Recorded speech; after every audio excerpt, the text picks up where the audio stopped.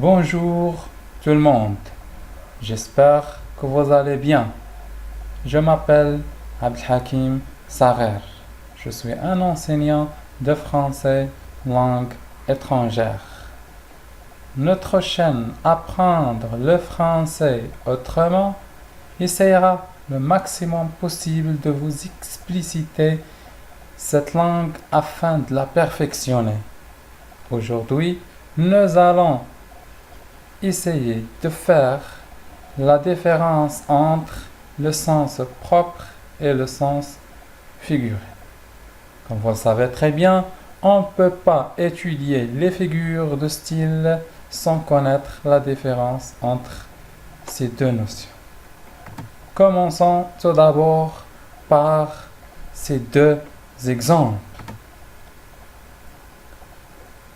Le premier exemple, le lion dévore une gazelle.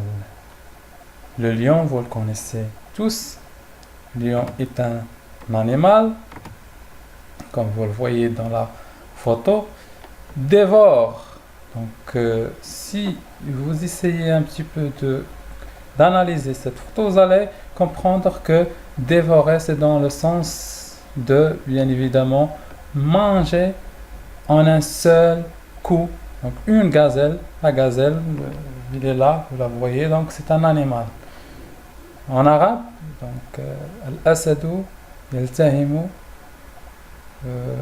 ghazala. Donc, le premier sens du verbe dévorer, c'est manger. Donc là, on parle du sens propre. Donc, le sens propre du verbe dévorer, c'est manger. Nous allons voir le deuxième exemple. Mon frère dévore un roman en une seule nuit. Donc là, si vous remarquez, le verbe dévorer ne peut pas avoir le sens de manger. Parce que mon frère, une personne, ne peut pas manger un roman. Shakhs, par exemple, mon frère, akhi, yaltahimu riwayatan. Donc ça se dit pas.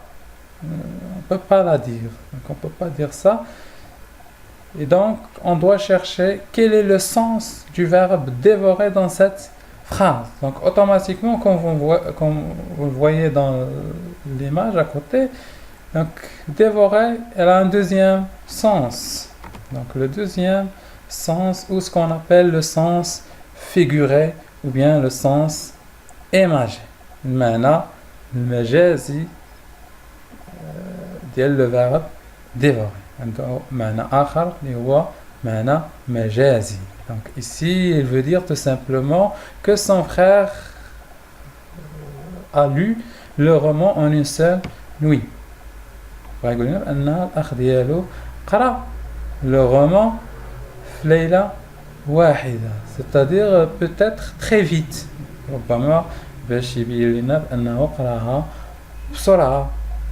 Etc.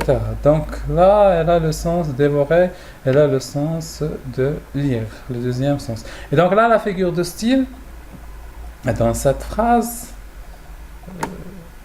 c'est l'hyperbole.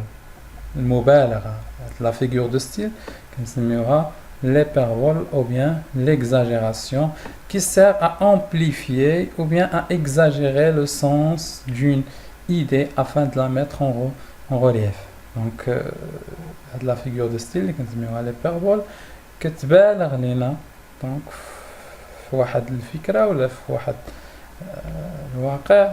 Donc, on va voir deux autres exemples. Le premier exemple, la foule danse au rythme de Shabi. Donc, la foule, c'est un ensemble de personnes, la foule majmoua, danse. Donc en arabe, le verbe danser, vous le connaissez, au rythme de Shabi. Voilà. Donc là, si vous remarquez, nous avons une photo, bien une image qui illustre cette phrase. Et un ensemble de personnes qui dansent au rythme de Shabi. Donc le verbe danser ici qu'elle est claire, c'est le premier sens de ce verbe. Mais là, le problème, c'est dans la deuxième phrase. La fleur danse au rythme du vent. Donc, la fleur, الوردة ترقص على إيقاع le vent, donc le hawa, etc. Donc, comme vous voyez, mais donc on se pose la question, est-ce que la fleur peut danser? wesh هل يمكن للوردة أن ترقص? Non. Donc là, on a attribué les traits caractéristiques d'une personne à un objet ou bien à une chose. عطينا les caractères ديال واحد الإنسان ونسبناهم لواحد الشيء. Donc là, on parle de ce qu'on appelle le deuxième sens ou bien le sens figuré. هنا سنهضروا على المعنى الثاني أو المعنى المجازي. Et donc, on parle de ce qu'on appelle la figure de style qui est la personnification. Donc, la personnification en arabe, tchès. On attribue les traits de caractère d'une personne à un objet, ou bien on personnifie donc un objet ou bien une chose. كنشخصوا واحد l'objet ولا واحد chose. Donc la fleur ne peut pas danser. Dans les vidéos qui vont suivre, on va essayer donc de faire la différence entre les différentes figures de style et on va les expliquer bien évidemment. Merci de votre attention. J'espère que vous avez compris la différence entre le sens propre et le sens figuré. N'oubliez pas de vous abonner et de cliquer sur j'aime. Aimez la vidéo et abonnez-vous. Posez vos questions.